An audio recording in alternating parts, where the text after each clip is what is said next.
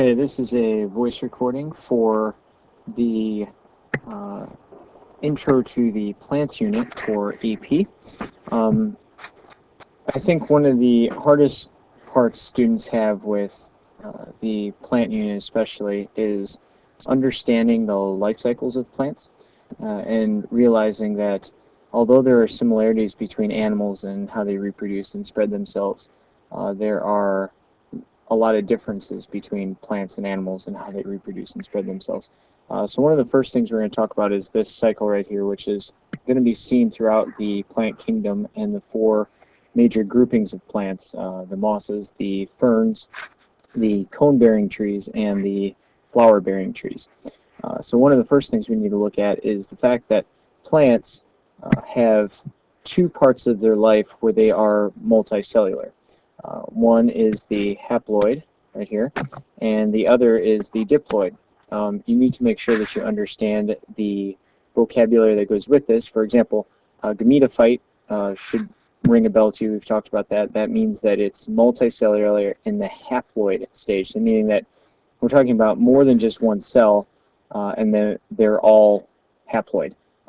Humans do not have this. We do have haploid cells, like gametes, but they are single cells. So you're not talking about a cluster of cells making up a sperm. It's one cell making a sperm, which is haploid, or one egg that is haploid. So in plants, we have this multicellular gametophyte stage, and diploid we call the sporophyte. So I guess if we're trying to make a reference, most of the human body is sporophyte. Like we're all the cells that make up a majority of our body are diploid. We only have a small section in our body that is going through meiosis and the gonads, which is making those gametes. So that being said, we have two parts of the plant cycle. This is called alternation of generations.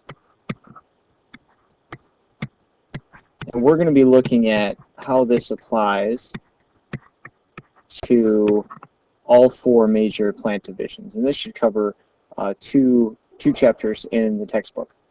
So the gametophyte is going to make gametes, and the sporophyte is going to make spores. So as you can see, let me select a different color here. Gametes here, right, from the gametophyte.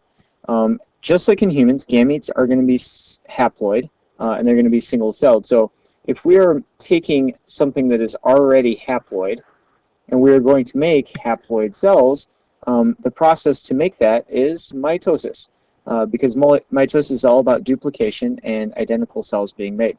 Whereas the sporophyte is diploid, and it's going to be making spores. Well, spores are haploid. So in order to go a reduction in chromosomal number, you have to do the process of meiosis. So gamete making in plants is a mitotic process, where in humans it's a meiotic process.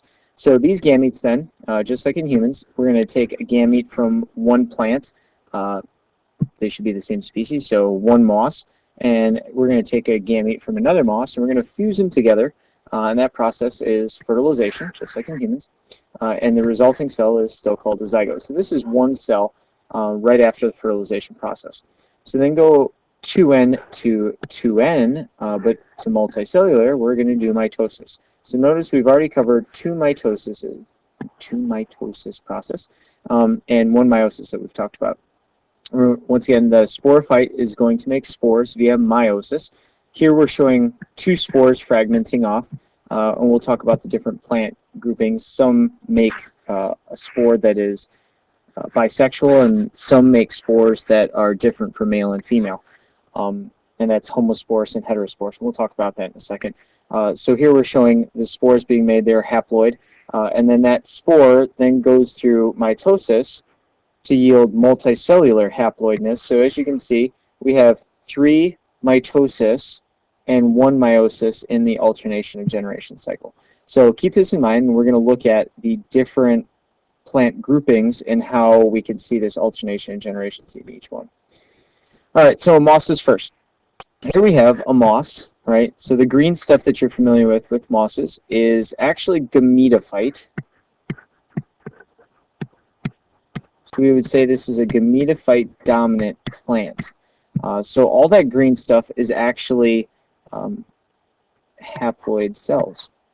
And this sprout-like thing that's sticking out, that's actually the sporophyte.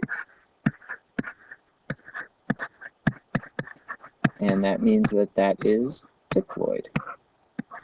Okay, that being said, you can see the sporophyte is growing out of the gametophyte. Gametophyte has two different designations. There's a male gametophyte, which we're going to call the antheridia.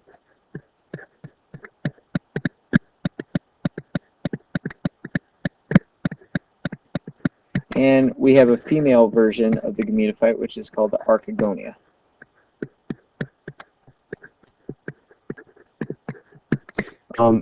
In mosses, antheridia is going to be making the gametes, right? Remember, we're talking about gametophyte here. It's going to be making the gamete just like humans, sperm. And it's a motile sperm, so it's going to have to swim, right? So we're going to have to swim. And the archegonia is going to be making the egg. Now, the question is, antheridia makes sperm. How does it make the sperm, right? Humans, it makes sperm via meiosis. Mosses, this is already haploid, and the sperm is haploid, so we're going to be making the sperm via mitosis. Same thing with the archegonia. So we have pieces of green in here that are going to be antheridia. We have pieces of green in here that are going to be archegonia. Now, there's an issue. Even though this looks like a short distance, the sperm can't just wiggle its way across dry land. So it's going to have to swim to the female part. And the only way that that's going to happen is if you get a big plop of rain that comes down. And when that plops of rain hit this moss, it makes it wet, and the sperm can swim from the antheridia to the archegonia. So now the sperm fertilizes the egg. We get that zygote. So we'll have this female part. Okay, make it look like this. This is the green stuff in here. It's going to be the egg. The sperm's going to swim down, fertilize that egg, and then that egg is diploid now, zygote. It starts going through mitosis, and out of the female archegonia grows our sprout. So the sporophyte is literally going to grow out of the gametophyte, requiring that gametophyte in order to grow. Those sporophytes, then, we call this the sporangia. Inside here, right, we're going to make spores, and we're going to make these spores, remember, spores are haploid, so we're going to make these spores via meiosis. So then there's going to be spores in here, they're going to start maturing, and eventually this capsule, I don't know if you can see it, it has like a little cap here, it's going to rupture, and these spores are going to start flying all over the place, spreading across the forest floor. And that's how the moss spreads itself. Spore lands, spore starts going through mitosis, and eventually you get two different types of spores. So maybe one spore is going to turn into antheridia, one spore is going to turn into archegonia. Okay, and then the comparison is that if you look at the ferns are homosporic, which means that the spores that come out are not going to have separate gametophytes like the mosses did. The mosses, you had a spot over here and a spot over here that was separate. In the mosses, you're going to see, or the ferns, I'm sorry, you're going to see one gametophyte coming from one spore, and that gametophyte will end up having two different spots, hence the homospores versus the mosses that are heterospores. So you'll have still the antheridium making the sperm, and you'll still have the archegonium making the egg, and the sperm will have to still swim to the egg, so you still need water for fertilization in the ferns. The advantage of the ferns, though, is the sporophyte is dominant. The gametophyte is much more reduced as opposed to the mosses, which was flipped. And the sporophyte, the ferns have one extra advantage over the mosses, and that's the vascular tissue. If you remember, vascular tissue is things like xylem and phloem. And these things actually aid because the xylem ends up having tissues that strengthen the plant. The ferns can actually get taller, so they get that added height, which will get them closer to the sun, so they can end up having a competitive advantage over the mosses. Comparison to the next plants here, and these are considered seeded plants. The seeded plants, for example, the first ones are the cone-bearing trees, and we would do gymnosperms, which includes some things that aren't necessarily cone-bearing trees, but we're going to focus on the cone-bearing trees. Similarities, the sporophyte is still dominant for both of these, but they're freed from water in the sense of fertilization. So now the male cone right here is going to still produce sperm, and instead of the gametophyte being reduced to the point where you can actually see it, it's actually very, very small. So the male gametophyte ends up being the pollen grain. And pollen grains can be spread by the air. So now fertilization doesn't need water, it can actually spread through the air. The female cone, the ovulate cone here, will also produce a very reduced gametophyte, and it ends up being the endosperm. That endosperm is going to be food for the baby. So the pollen transfers from the male cone to the female cone here, fertilizes the ovulate cone. We get this megaspore, microspore thing going on. So the megaspore is going to be for the ovulate cone, the microspore being for the male pollen cone. We'll get the pollen grain here. Here we've got the development of the megaspore, which is going to yield the egg. The sperm and egg fuse together in fertilization. We get the seed that develops, and here you can see we've got seeds that can spread by wind, and those seeds will then develop into the sporophyte tree that you see. Angiosperms, difference here.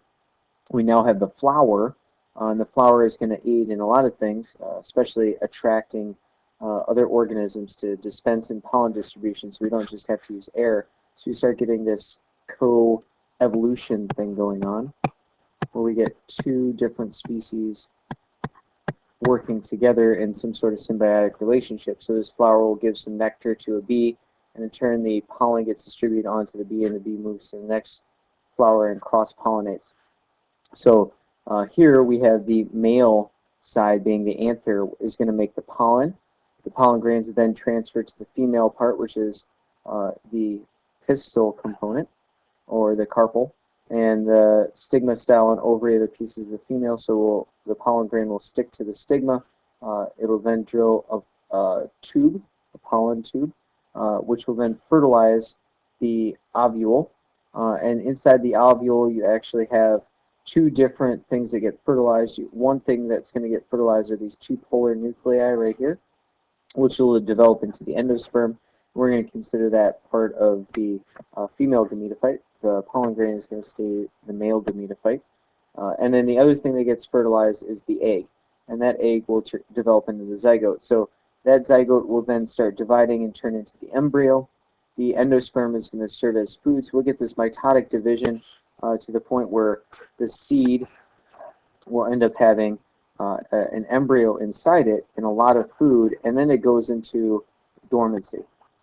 And that dormancy will be broken if the proper conditions are found, and that change will then be termed germination.